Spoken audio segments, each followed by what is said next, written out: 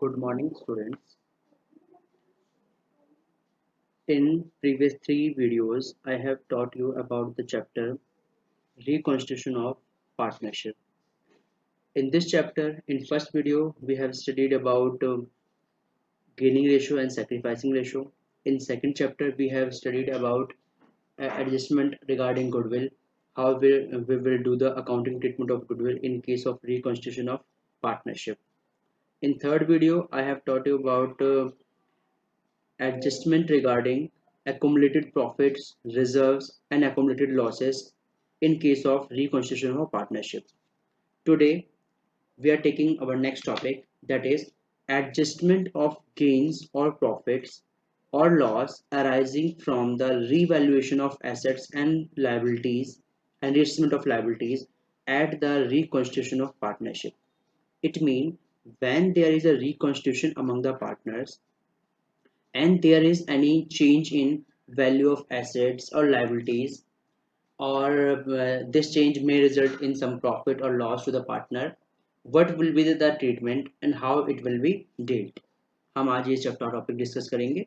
इस टॉपिक की बहुत ध्यान से पढ़ना है बेटा, क्योंकि इस टॉपिक में हम एक अकाउंट पढ़ेंगे, नया रिवैल्यूएशन अकाउंट, जिससे जो भी ये हमारी फर्म में जो भी गेन्स हो रहे हैं या लॉस अराइज होंगे किसी भी एसेट्स की वैल्यू को इंक्रीज या डिक्रीज होने से या लाइबिलिटीज़ के इंक्रीज या डिक्रीज होने से, उससे जो अकाउंट बनता है हमारा रिवैल्यूएशन अकाउंट, वो अकाउंट हम इस चैप्टर में सीखेंगे। उसके बाद ये अकाउंट रिवैल्यूएशन अकाउंट हमारा एडमिशन ऑफ द पार्टनर में भी हमें काम आता है, वहाँ भी बनाया जाता है।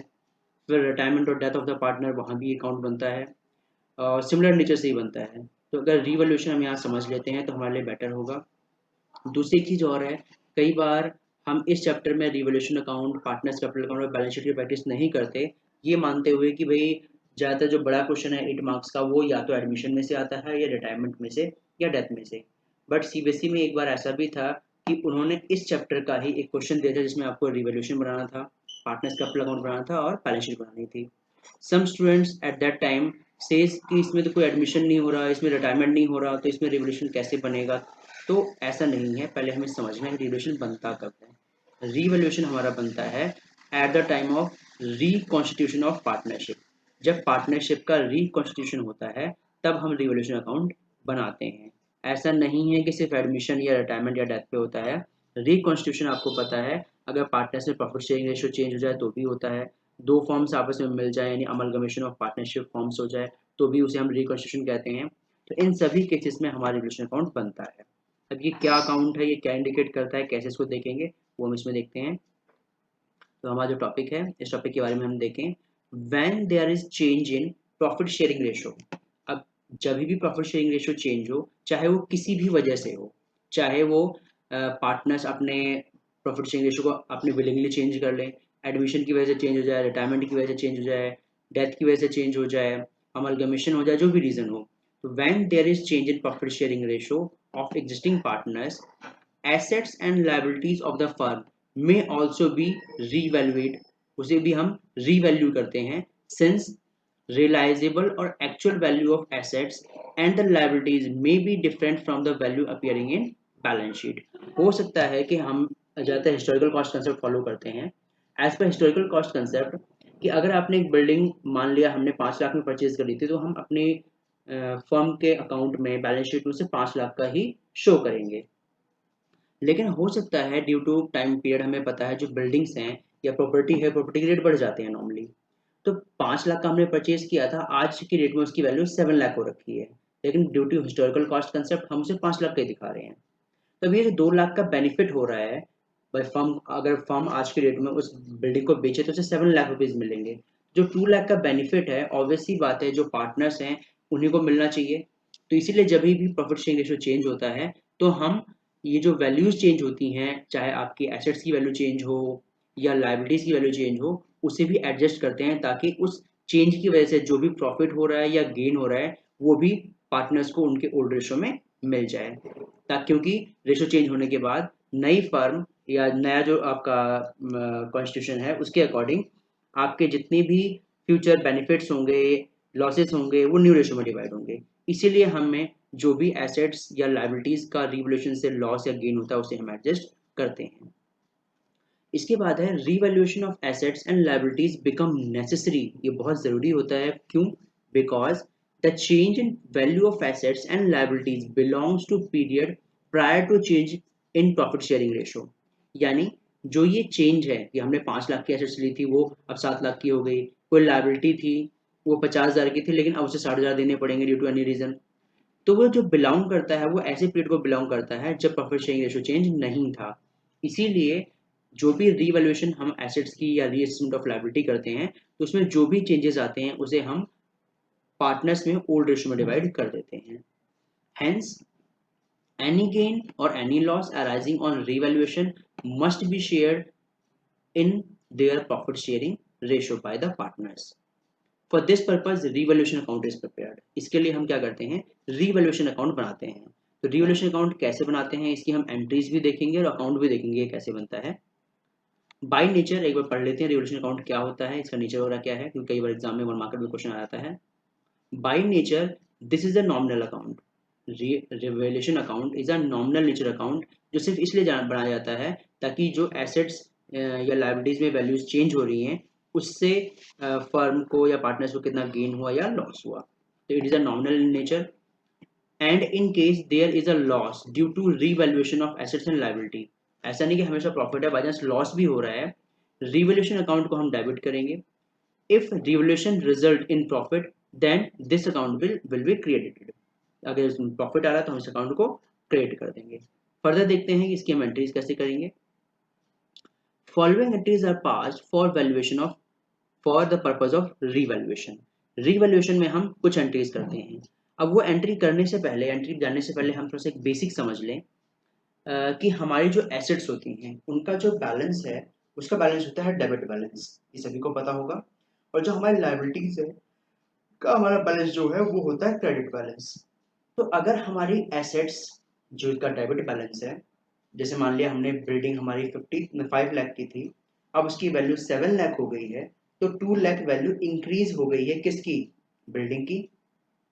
तो एसेट्स की अगर मुझे वैल्यू इंक्रीज करानी हो तो उसको आपने 11th में पढ़ा था कि अगर जिस अकाउंट का बैलेंस डेबिट है उसे अगर इंक्रीज करना है या बढ़ाना है तो हम उसे अगेन डेबिट कर देते हैं, और अगर कम करना हो, रिड्यूस करना हो तो हम क्रेडिट कर देते हैं। ऐसे ही जो लायबिलिटी साइड है, लायबिलिटी का बैलेंस क्रेडिट होता है, अगर उसके बैलेंस को मुझे इंक्रीज करना है तो मुझे क्रेडिट करना पड़ेगा अगेन, और अगर कम करना है तो डेबिट करना होगा। तो जस्ट इतना सा ही कंसेप्ट है कि आपकी एसेट्स की वैल्यू कम हो रही है या डिक्रीज हो रही है, इंक्रीज हो रही है, डिक्रीज हो रही है, लायबिलिटीज की वैल्यू इंक्रीज है और डिक्रीज है। और जो रिवर्स साइड में जाएगा, इन जगह हमारे एसेट्स की वैल्यू इंक्रीज हो रही है तो ऑब्वियसली बात है हम एसेट्स को डेबिट कर देंगे और टू कर देंगे हम रिवैल्यूएशन। और रिवैल्यूएशन का जो फाइनल बैलेंस होगा सभी रिवैल्यूएशन करने के बाद उसे हम पार्टनर्स में डिवाइड करते हैं ओल्ड रेशो में।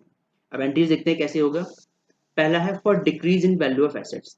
अगर एसेट्स की वैल्यू डिक्रीज होती है, हमें पता है एसेट्स का जो बैलेंस होता है वो डेबिट होता है, अगर उसकी वैल्यू को कम करना है तो हम क्या करेंगे, एसेट्स को क्रेडिट कर देंगे। और डेबिट में क्या आएगा उस केस में, अब क्योंकि हमने उसको रीवैल्यू किया है दैट इज रिवैल्यूएशन अकाउंट, तो entry will be revaluation account debit to assets account. अब हमने यहाँ एसेट्स को क्रेडिट कर दिया है, तो क्रेडिट करने की वजह से जो एसेट्स की वैल्यू है वो क्या हो जाएगी, डिक्रीज हो जाएगी। और इस डिक्रीज की रीजन क्या है, that reason is revaluation, so revaluation account debit to assets account. ऐसे ही अगर मुझे इंक्रीज करना है value of assets, then assets account debit to revaluation account. अब एसेट्स की वैल्यू हमें इंक्रीज करनी थी तो नो डाउट एसेट्स की जो नॉर्मल बैलेंस होता है वो डेबिट होता है, हम उसे दोबारा डेबिट कर देंगे तो वैल्यू इंक्रीज हो जाएगी, ये इंक्रीज होगा ड्यू टू रीवैल्यूएशन। तो I hope it is clear कि एसेट्स की वैल्यू को अगर डिक्रीज करना हो तो हम एसेट्स को क्रेडिट करेंगे, चाहे वो बिल्डिंग, मशीनरी, प्लांट कुछ भी हो सकता है। ऐसे ही अगर उसकी वैल्यू इंक्रीज हो रही है तो हम उसे डेबिट करेंगे और क्रेडिट में आएगा आपका रिवैल्यूएशन अकाउंट। ऐसे ही for increase in value of liabilities, अब लायबिलिटीज की तरफ चलते हैं। कोई भी लायबिलिटी, आपका क्रेडिटर है, आपका बीआर है, या कोई लोन है, या कोई एक्सटर्नल और कोई लायबिलिटी है, उस केस में अगर वैल्यू इंक्रीज करनी है तो नो डाउट लायबिलिटी का बैलेंस क्रेडिट होता है, तो हम उसे फर्दर एक बार और क्रेडिट कर देंगे, उसका वैल्यू इंक्रीज हो जाएगी। कम करने के लिए डेबिट कर देंगे, तो इंक्रीज करने के लिए एंट्री होगी revaluation account debit to liabilities account. यानी लायबिलिटीज को हमें बढ़ाना था और लायबिलिटीज का नॉर्मल बैलेंस क्रेडिट होता है, तो हमने एक और क्रेडिट कर दिया तो उसका बैलेंस बढ़ जाएगा। ऐसे ही अगर हमें लायबिलिटीज का बैलेंस डिक्रीज करना हो, decrease in value of liabilities, then liability का नॉर्मल बैलेंस क्रेडिट होता है तो हम क्या कर देंगे, लायबिलिटीज अकाउंट डेबिट, कम कर देंगे उसका बैलेंस, टू रिवैल्यूएशन अकाउंट। तो इस तरीके की एंट्री हम करते हैं कि एक एसेट्स की वैल्यू को इंक्रीज करने के लिए कैसे लिखा जाएगा, डिक्रीज करने के लिए हम कैसे एंट्री पास करेंगे, इंक्रीज करने के लिए ऐसी लायबिलिटीज की वैल्यू भी इंक्रीज और डिक्रीज करने के लिए एंट्री क्या पास होगी। इसके बाद है for recording of unrecorded assets. By chance जब हमने ये रिवोल्यूशन कर रहे थे तो हमने देखा एक एसेट्स जिसमें हमारा टाइपराइटर है साइड में रखा हुआ था, हमने ध्यान नहीं दिया, वो अनरिकॉर्डेड रह गया। तो एक तरीके से हमें एक नई एसेट्स मिल गई जिसके बदले हमें कुछ भी नहीं देना। तो हमारे लिए क्या है, बेनिफिट है। और एसेट्स को रिकॉर्ड करना है तो एसेट्स का बैलेंस डेबिट होता है, तो आप इसे डेबिट कर दो, रिकॉर्ड हो जाएगा। Entry will B unrecorded assets account debit to revolution account. By chance मान लो, एक एग्जांपल ले रहा हूँ मैं, कि हमारे पास एक टाइपराइटर था जो हमें मिला रिवोल्यूशन में, वो अनरिकॉर्डेड था, तो हम इसे रिकॉर्ड कर देंगे। Entry will B typewriter account debit to revolution account, क्योंकि एसेट्स को हमें रिकॉर्ड करना है तो डेबिट कर देंगे। सेम ऐसी रिकॉर्डिंग एंड अनरिकॉर्डेड लायबिलिटी, अगर मुझे लायबिलिटी को रिकॉर्ड करना है तो नो डाउट क्रेडिट कर देंगे उस लायबिलिटी को। Entry will be revaluation account debit to unrecorded liability. तो ये है कि हम अनरिकॉर्डेड एसेट्स को डेबिट करके रिकॉर्ड कर लेंगे और अनरिकॉर्डेड लायबिलिटी को हम क्रेडिट करके रिकॉर्ड करेंगे। इसके बाद है when revaluation account shows profit. अगर रिवोल्यूशन अकाउंट हमें प्रॉफिट शो करता है तो एंट्री होगी revaluation account debit to partners capital account, जो भी पार्टनर्स हैं, और ये एंट्री होगी ओल्ड रेशो में। अगर रिवोल्यूशन अकाउंट में लॉस आता है, यानी सारे जो वैल्यू इंक्रीज हुई है, जो डिक्रीज हुई है, सबका एडजस्ट करने के बाद हमें लॉस दिखता है, तो it will be partners capital account debit to revolution account. अब इसके लिए बेटा हमें यहाँ दिक्कत आती है कि सर हमने सारी ये रिवोल्यूशन तो कर दी, अब ये कैसे पता लगा प्रॉफिट आया या लॉस आया। इसके लिए बेटा एक सिंपल सा कंसेप्ट है कि आपकी जितनी भी वैल्यूज चेंज हो रही हैं, चाहे वो एसेट्स की हैं, लायबिलिटीज की हैं, या कोई अनरिकॉर्डेड एसेट्स है यानी अनरिकॉर्डेड लायबिलिटी है, उन सभी को आप एक अकाउंट से डील कर रहे हो, दैट इज रिवैल्यूएशन अकाउंट। तो जब आप एंट्री पास कर रहे हो तो कई बार ये कहा जाता है कि आप इसका अकाउंट बना लो, अकाउंट बना के ईजी हो जाएगा। अगर आपको एग्जाम में एंट्री पूछी हुई है, अकाउंट बनाने में आप टाइम वेस्ट मत कीजिए। अगर आपने सारी रिवोल्यूशन एंट्रियाँ ठीक करी हैं तो नो डाउट ये बैलेंस आपका निकल आएगा। उसको कैसे निकालेंगे, हम रिवैल्यूएशन जहाँ जहाँ पर डेबिट हुआ है, यहाँ पे रफ के मार्जिन ले लेंगे, एग्जाम में भी लिख देंगे डेबिट और क्रेडिट। तो जहाँ जहाँ रिवोल्यूशन जितने अमाउंट से डेबिट है, डेबिट के नीचे डेबिट वाले अमाउंट लिख दो सारे। भाई जहाँ जहाँ रिवोल्यूशन डेबिट है, यहाँ पे डेबिट है, इसके पहले एंट्रियों में डेबिट था। और जहाँ जहाँ क्रेडिट है, क्रेडिट के अमाउंट यहाँ लिख दो। उसके बाद आप सम कर लो डेबिट का टोटल, उसके बाद क्रेडिट का टोटल। अगर आपका क्रेडिट का टोटल ज़्यादा है डेबिट से, तो नो डाउट इस बैलेंस को इक्वल करने के लिए यहाँ पर बैलेंस कम पड़ रहा है डेबिट साइड में, तो हम क्या करेंगे, उसे डेबिट करेंगे। So entry will be revaluation account debit to partners capital account. ऐसे ही मान लो आपने डेबिट का टोटल किया, क्रेडिट का टोटल किया, आपका डेबिट का टोटल ज़्यादा आ रहा है क्रेडिट के टोटल से, तो क्रेडिट में आपको रिवोल्यूशन अकाउंट का एक और एंट्री करनी पड़ेगी ताकि आपका बैलेंस अकाउंट में इक्वल हो पाए डेबिट एंड क्रेडिट का। तब आपका रिवोल्यूशन क्या हो रहा है, क्रेडिट साइड में आ रहा है, तो एंट्री होगी यानी टू रिवोल्यूशन अकाउंट, और डेबिट में आ जाएंगे पार्टनर्स कैपिटल अकाउंट। तो सिंपल हमें अगर ये जानना है कि हमें प्रॉफिट हुआ या लॉस हुआ, यानी रिवोल्यूशन सारी एडजस्टमेंट के बाद, सारे जो भी अनरिकॉर्डेड एसेट्स हैं, लायबिलिटी हैं, जो भी एसेट्स हैं, लायबिलिटीज उनको रिकॉर्ड करने के बाद उनकी वैल्यूज जो चेंज हुई हैं, आपको सिंपल ये देखना है कि अगर डेबिट साइड में बैलेंस बच रहा है तो आप रिवोल्यूशन डेबिट करके पार्टनर्स को क्रेडिट कर दो ओल्ड रेशो में, और अगर क्रेडिट साइड में बैलेंस बच रहा था तो आप क्या करोगे, रिवोल्यूशन को क्रेडिट करके पार्टनर कैपिटल को डेबिट कर दोगे। तो इस केस में आपको कोई भी अकाउंट बनाने की जरूरत नहीं पड़ेगी, आपका सीधा प्रॉफिट या लॉस जो भी आप उस क्वेश्चन में हो रहा होगा आपको मिल जाएगा। इसके बाद बेटा हम रिवोल्यूशन का फॉर्मेट देखते हैं, रिवोल्यूशन का फॉर्मेट कैसे है। ये है हमारा revolution account, T shape account है, डेबिट एंड क्रेडिट। इस अकाउंट में बेटा जब आप एंट्री पास करो तो मैंने आपको बताया एंट्री कैसे करते हैं, एसेट्स का बैलेंस देखेंगे, वो इंक्रीज हो रहा है या डिक्रीज हो रहा है, उसके अकॉर्डिंग एंट्री पास करेंगे, उसके बैलेंस के अकॉर्डिंग। लायबिलिटीज का भी ऐसे ही करते हैं। लेकिन जब हमें रिवोल्यूशन अकाउंट बनाना होता है तब हम एंट्रीज का जो कंसेप्ट है कि हमें एंट्रीज कैसे करनी है, उसको थोड़ा सा अवॉइड करेंगे। हम एक नए तरीके से देखेंगे। आपको पता है रिवोल्यूशन अकाउंट एक नॉमिनल नेचर का अकाउंट है, यानी एक तरह से हमें गेन और लॉस दिखाता है। जैसे आपने एक तरह से हम कहें कि प्रॉफिट और लॉस अकाउंट भी आपका नॉमिनल नेचर का अकाउंट है, वो भी आपको पूरे साल का प्रॉफिट या लॉस दिखाता है, और ये दिखा रहा है कि एक खास इवेंट पर आपने जो रिवैल्यूएशन किया है उससे प्रॉफिट है या लॉस है। तो कोई भी ऐसा इवेंट जिसकी वजह से फर्म को लॉस होता हो, किसी एसेट्स की वैल्यू कम हो जाए, कोई लायबिलिटी बढ़ जाए, कोई अनरिकॉर्डेड लायबिलिटी मिल जाए, तो फर्म को एक्स्ट्रा लॉस हो रहा है, तो आपके जितने भी लॉस वाले आइटम्स हैं वो सारे डेबिट साइड में आएंगे, और जिन जिन आइटम से आपको गेन होता है वो क्रेडिट साइड में आएंगे। जब जैसे एग्जांपल लेता हूँ, मान लो कोई एसेट्स थी हमारी, उसकी वैल्यू कम हो गई, तो एक तरह से हमारे लिए लॉस है, तो हम उसे डेबिट साइड में लिखेंगे टू जो भी एसेट्स है। अगर एसेट्स की वैल्यू बढ़ जाती है, हमारे लिए फायदा है, तो बाई एसेट्स करके लिख देंगे अमाउंट। ऐसी कोई लाइबिलिटी है, उसका बैलेंस कम हो गया, यानी हमारे मान लिया क्रेडिटर्स थे 50,000 के, बट अब हम 40 ही देने हैं, 10 नहीं देने हैं। तो अगर लाइबिलिटी कम हो रही है तो हमें बेनिफिट होगा, फिर 50 से जगह 40 देने पड़ेंगे तो फायदा होगा। तो वो अगर आपकी लाइबिलिटीज कम हो रही हैं तो क्रेडिट साइड में आएगी, क्योंकि उससे हमें बेनिफिट मिल रहा है। ऐसी लाइबिलिटीज अगर इंक्रीज हो जाए, 50 की जगह 60 देना पड़े, तो हमें लॉस होगा, तो वो 10,000 का लॉस इस तरफ हम दिखाएंगे। ऐसी अनरिकॉर्डेड लाइबिलिटी मिल गई, एक लाइबिलिटी मिल गई, वो हमारे लिखने से लॉस है, उसको डेबिट में दिखाएंगे। अनरिकॉर्डेड एसेट्स मिल गई, हमारे लिए फायदा है, क्रेडिट में दिखाएंगे। बाकी हम इसमें एक बार देख लेते हैं जो मैंने आपको समझाया वो क्या चीजें हैं। बस ये ध्यान रखना है करते समय कि रिवोल्यूशन की वजह से अगर उस आइटम में लॉस हो रहा है तो आपको डेबिट करना है, और अगर उससे गेन हो रहा है तो क्रेडिट करना है। जैसे पहली है, आप इसमें देखें, हम पहला जो आ रहा है, decrease in value of assets. अगर एसेट्स की वैल्यू डिक्रीज होती है तो सही सही सी बात है, हमें लॉस हो रहा है, तो हम जितना भी डिक्रीज हो रही है उसको डेबिट साइड में लिख देंगे। और जितनी वैल्यू इंक्रीज होती है एसेट्स की, वो हमारे लिए बेनिफिशियल है, उसको हम यहाँ लिख देंगे। मान लो स्टॉक की वैल्यू इंक्रीज हो रही है तो आ जाएगा बाई स्टॉक, जितना अमाउंट इंक्रीज हो रहा है यहाँ पे आ जाएगा। अगर मान लो हमारी फर्नीचर की वैल्यू कम हो गई तो टू फर्नीचर, जितनी वैल्यू कम हुई है हम यहाँ पर दिखा देंगे।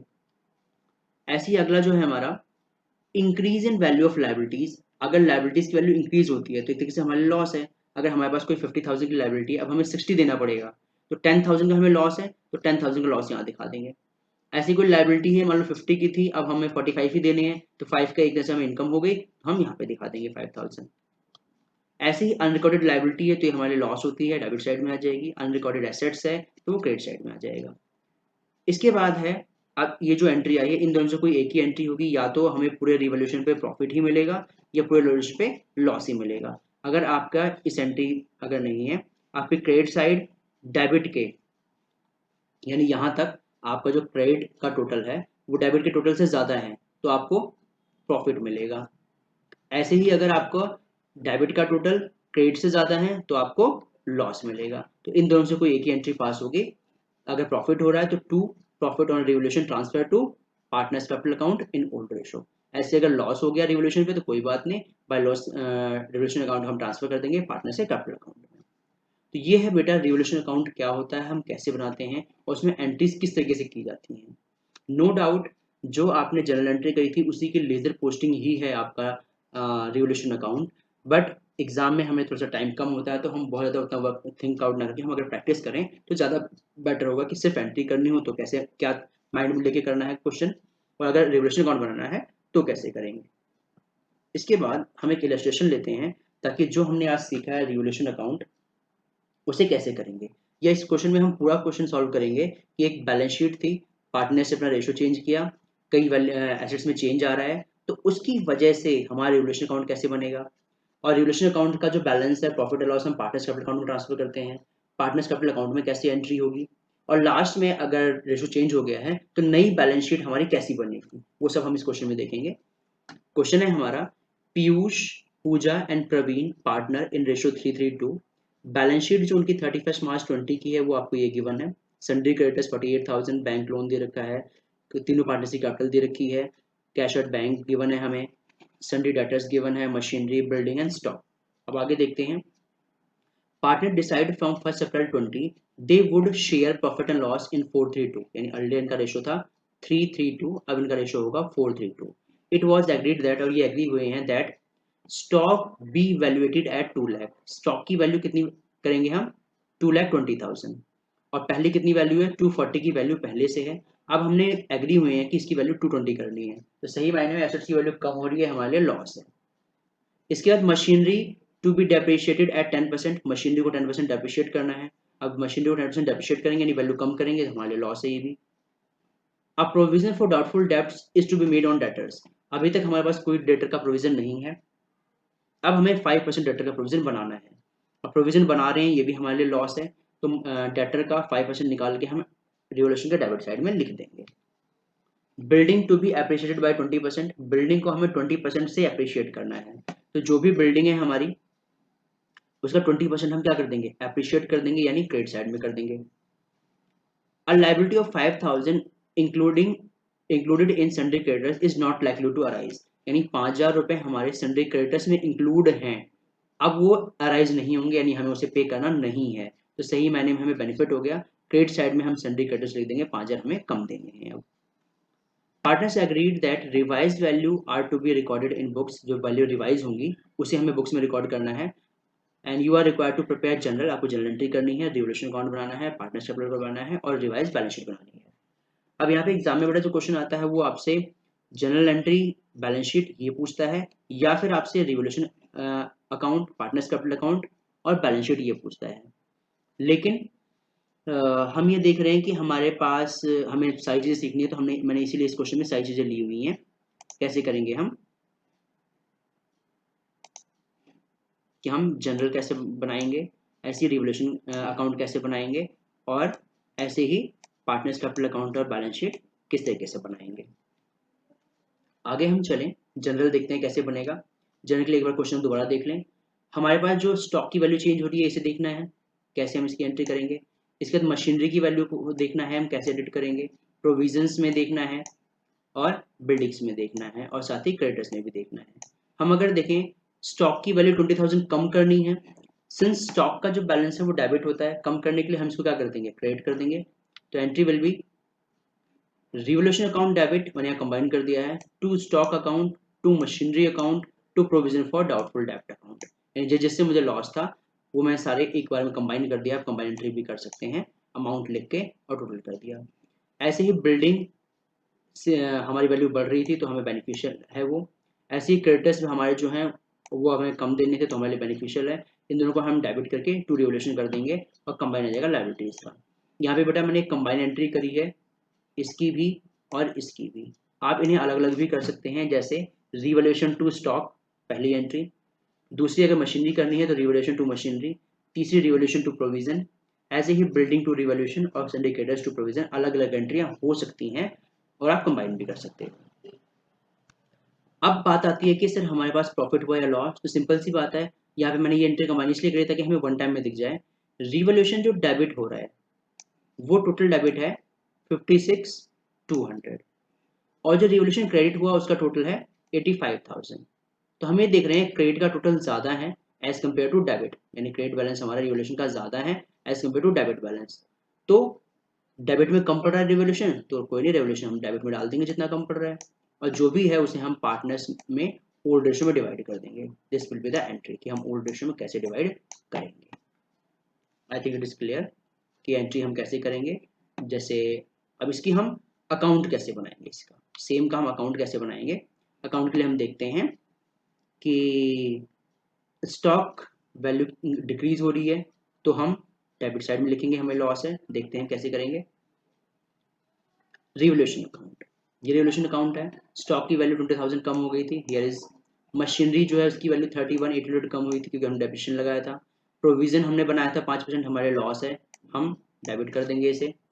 और एक चीज़ और बेटा, प्रोविजन आप किसी भी चीज़ के ऊपर बनाना है, कई बार क्वेश्चन ऐसा आएगा कि ऑलरेडी आपको प्रोविजन गिवन भी होगा और आपसे बोलेगा नया प्रोविजन इतना बनाना है, तो आप नए प्रोविजन का अमाउंट निकालो और फिर देखो कि अगर प्रोविजन को जैसे यहाँ पे बनाया है तो हमने डेबिट कर दिया, तो एक सिंपल सी लाइन याद कर लो, प्रोविजन अगर बनाना है या बढ़ाना है, बनाना है या बढ़ाना है, यानी अगर हमने बनाया तो डेबिट, बढ़ाना है यानी पहले मान लो 4,000 बना हुआ था, अब आपको 4,400 करना था तो आप 400 और कर दोगे। तो अगर बनाना है या बढ़ाना है तो हम डेबिट करेंगे, अगर प्रोविजन को खत्म करना है या कम करना है तो हम क्रेडिट में लिखेंगे। प्रोविजन के सिंपल से ही होता है कि अगर बनाना है या बढ़ाना है तो डेबिट, और कम करना है या खत्म करना है तो क्रेडिट। बिल्डिंग हमारी वैल्यू बढ़ रही थी 80,000, क्रेडिटर्स हमें नहीं देने थे, हमारे लिए बेनिफिट है, क्रेडिट हो जाएंगे और सम करेंगे तो हमारी क्रेडिट साइड ज़्यादा है और जितना बैलेंस बच गया उसे हम पार्टनर्स में उनके कैपिटल अकाउंट में डिवाइड कर देंगे। This is the way how we prepare revaluation account. अब इसके बाद देते हैं पार्टनर्स कैपिटल अकाउंट कैसे बनेगा। पार्टनर्स कैपिटल अकाउंट की बात करें तो जिनका बैलेंस शीट में जो बैलेंस गिवन था, to balance sorry by balance brought down 4 lakh, 3 lakh and 3 lakh, जो इनका ओपनिंग बैलेंस था। यहाँ पर कैपिटल अकाउंट की सिर्फ एक ही एंट्री हुई है, वो है रिवोल्यूशन अकाउंट में। तो रिवोल्यूशन अकाउंट से जितना जितना पार्टनर्स को गेन मिला था हमने क्रेडिट कर दिया, और उसके बाद और कोई एंट्री ना होने की वजह से क्लोजिंग करने के बाद ये हमारा आ गया बैलेंस कैरिड डाउन। और ये जो बैलेंस कैरिड डाउन है ये हमारी नई बैलेंस शीट में दिखेगा, और जो जो एंट्री हमने रिवोल्यूशन में करी है उन सब की वजह से जो इफेक्ट आएगा उससे हमारी बनेगी नई बैलेंस शीट। हमारी जो पुरानी बैलेंस शीट थी वो 31 मार्च की थी, 1 अप्रैल को उन्होंने चेंज किया था, तो 1 अप्रैल को जो बैलेंस शीट बनेगी वो ये बनेगी। यहाँ पर जो बड़ा ये ईयर होगा 2020, क्योंकि उन्होंने 1 अप्रैल 2020 को चेंज किया था। तो अब सिंडिकेटर्स हमारे रिवाइज्ड वैल्यू ये होगी, बैंक लोन ये रहा, जो हमारे कैपिटल का बैलेंस था पार्टनर्स का वो यहाँ पर आ गया, हमारा पार्टनर्स के तीनों कैपिटल का balance. Cash at bank no change, हमने डेटर्स के ऊपर प्रोविजन बनाया है, तो जो भी हमारा डेटर है -5% प्रोविजन हम शो कर देंगे। ऐसी स्टॉक की वैल्यू 220 करनी थी, हमने कर दी। मशीनरी की वैल्यू रिवाइज करनी थी, डेप्रिसिएशन लगाना था, हमने कर दिया। बिल्डिंग की वैल्यू अप्रिशिएट करनी थी, वो कर दिया। सारी एंट्री करने के बाद हमारा जो सम है वो इक्वल आएगा। तो ये है बेटा कि हम रिवोल्यूशन अकाउंट कैसे बनाते हैं, पार्टनर्स कैपिटल अकाउंट कैसे बनाते हैं, और बैलेंस शीट कैसे बनाते हैं in case of reconstitution of partnership. अब यहाँ पे एक टॉपिक और सीख लेते हैं हम, when revised value are not to be shown in books. कई बार पार्टनर्स कहते हैं कि भाई बिल्डिंग की जो वैल्यू इंक्रीज हो रही है, कोई नहीं इंक्रीज हो गई है, उसको आप एडजस्ट कर दो, लेकिन जो बुक में वैल्यू है उसे हमें चेंज नहीं करना। जब बुक में वैल्यू चेंज नहीं करना तो उसके लिए हम क्या करते हैं, एडजस्टमेंट एंट्री पास करते हैं, जैसा हमने अपने उस अकाउंट में भी देखा था, जिसको जो हम बना रहे थे पीछे, adjustment of reserves and surplus में भी हमने देखा था कि हम एक कंसोलिडेटेड वैल्यू निकाल के गेनिंग सैक्रिफाइसिंग रेशियो में एडजस्ट कर देते हैं। सेम यहाँ भी वैसे ही काम करेंगे। इन अबव इलस्ट्रेशन यानी सेम इलस्ट्रेशन में यहाँ पे कंटिन्यू कर रहा हूँ ताकि आपको थोड़ा बेटर समझ आए। Partners agreed that revised value, जो रिवाइज्ड वैल्यू है एसेट्स एंड लायबिलिटीज की, are not to be shown, उसे हम शो नहीं करेंगे। जैसे हमने नई बैलेंस शीट में न्यू वैल्यू शो करी थी तो वो शो नहीं करना। In the books, you are required to record the effect by passing an entry। आपको एक जनरल एंट्री पास करनी है, जो भी इफेक्ट आएगा उसकी वजह से, और उनकी बुक्स को में जो भी बैलेंस है उसे चेंज नहीं करना। Also prepare revised value balance sheet, अगर जो भी बैलेंस शीट बनती है आपको वो भी बनाना है। अब हम इसके लिए सोल्यूशन स्टार्ट कर रहे हैं। पहले हम निकालते हैं gain due on revolution, revolution पे कितना गेन हो रहा है। बिल्डिंग में गेन था, सिंडिकेटर्स की वजह से भी हमें गेन हो रहा है, फायदा हो रहा है, तो टोटल हमें 85,000 आ गया, जो हमारा गेन दे रहा है, क्रेडिट साइड में आएगा। ऐसे ही हम लॉस की बात करें तो डेबिट साइड में जो आइटम्स थे हमारे स्टॉक, मशीनरी और प्रोविजन फॉर डॉटफुल डेब्ट, इसकी वजह से हमें रिवोल्यूशन पे लॉस हुआ है, तो इसका टोटल ये आ गया। अब अगर हम बात करें तो हमारे पास जो गेन आया था रिवोल्यूशन पे वो 85,000 था, जो लॉस आया है वो 56,200 है, तो जो नेट बैलेंस आ गया जो पार्टनर से डिवाइड करना वो ये है। अब इसको एडजस्ट कैसे करेंगे, हम निकालेंगे गेनिंग सैक्रिफाइसिंग रेशो और उसी हिसाब से हम अमाउंट को एडजस्ट कर देंगे। जैसे हम पीयूष की बात करें, पीयूष का आपका रेशो था 3/8 होल्ड, न्यू था 4/9, तो इसको पार्टनर क्या हो रहा है, गेन हो रहा है। तो जो भी गेन है, जो भी आपका अमाउंट था गेन का अमाउंट, उस गेन के अमाउंट का हम उसे 5/72 दे देंगे, उसका गेनिंग शेयर, और गेन कर रहा है तो इसलिए हम उसे डेबिट कर देंगे। ऐसी पूजा का अगर हम पूजा की बात करें तो इसका हम रेशियो निकालें तो पूजा सेक्रीफाइस कर देंगे, इसका बैलेंस जो है वो माइनस में आ रहा है, इसका जो बैलेंस है वो माइनस में आ रहा है, -3/72। तो सेम अमाउंट का हम 3/72 दे देंगे, और सिंस ये माइंड सेक्रीफाइस कर रही है तो ये क्रेडिट हो जाएगी। ऐसे ही थर्ड जो है हमारा प्रवीण, इसका जो रेशियो है 2/8 -2/9, तो हमारा ये भी पार्टनर सेक्रीफाइस कर रहा है 2/72 से, तो सेम जो भी आपका अमाउंट था उसका 2/72 निकाल देंगे, और सिंस ये सेक्रीफाइस कर रहा है तो ये भी क्रेडिट हो जाएगा।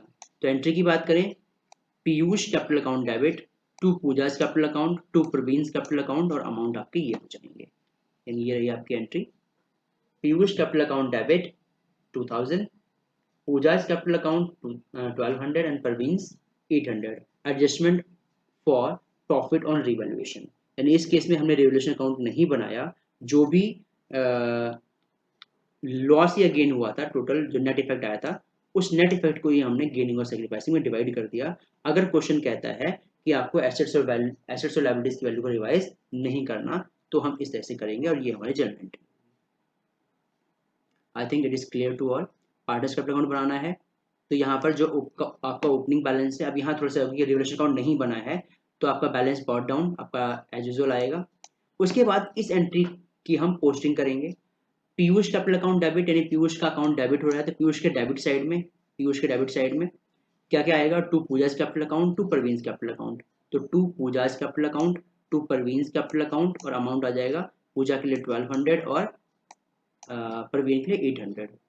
अब डेबिट करने का मतलब पीयूष के अकाउंट से पैसा कम होगा। अब पूजा के अकाउंट की बात करें तो पूजा का अकाउंट क्रेडिट हो रहा था, तो पूजा के क्रेडिट साइड में आएगा by Piyush capital account. So by Piyush capital account 1200, Piyush को इसमें कुछ नहीं मिलेगा। प्रवीण की बात करें, प्रवीण भी क्रेडिट है तो क्रेडिट साइड में डेबिट आपका यहाँ पे बाई पीयूष कैपिटल अकाउंट 800, और कोई एंट्री नहीं है, अकाउंट क्लोज कर देंगे और हम बैलेंस निकाल देंगे बैलेंसिंग फिगर से, आपका बैलेंस कैरी डाउन। जो आपका ये बैलेंस कैरी डाउन है ये आपकी नई बैलेंस शीट में हम शो करेंगे। ये हमारी बैलेंस शीट है। सेम क्वेश्चन में बात करें तो ईयर 2020, क्योंकि इस 2020 में उन्होंने चेंज किया था।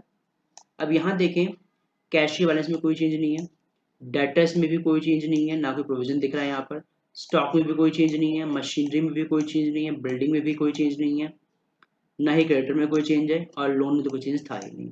सिर्फ जो चेंज हुआ वो कहाँ हुआ, पार्टनर्स कैपिटल अकाउंट में चेंज हुआ, क्योंकि हमने जो भी एडजस्टमेंट थी वो पार्टनर्स कैपिटल अकाउंट में कर दी और उसके अकॉर्डिंग जो नया बैलेंस आया उसको हमने शो कर दिया और हमारी नई बैलेंस शीट प्रिपेयर हो गई। तो इस तरीके से हमें करना होता है कि जब हमें रिवोल्यूशन अकाउंट ना बनाना हो, यानी पार्टनर्स एग्री नहीं होते कि हमें जो वैल्यू रिवाइज हुई है उसे रिकॉर्ड करना है। यानी कहने का मतलब ये कि अगर पार्टनर एग्री नहीं है रिवाइज वैल्यू को रिकॉर्ड करने के लिए तो रिवोल्यूशन अकाउंट नहीं बनेगा। उस केस में क्वेश्चन ऐसा करेंगे, और अगर हमें वैल्यूज रिकॉर्ड करनी है जैसा हमने पहले क्वेश्चन किया था वैसा हो जाएगा क्वेश्चन। तो बेटा ये था about revolution account, partners capital account and balance sheet हम किस तरीके से बनाएंगे। तो बेटा इसके ऊपर बेस अब क्वेश्चन आप प्रैक्टिस कीजिए, जहां डाउट्स है वो पूछ लीजिएगा। Have a good day.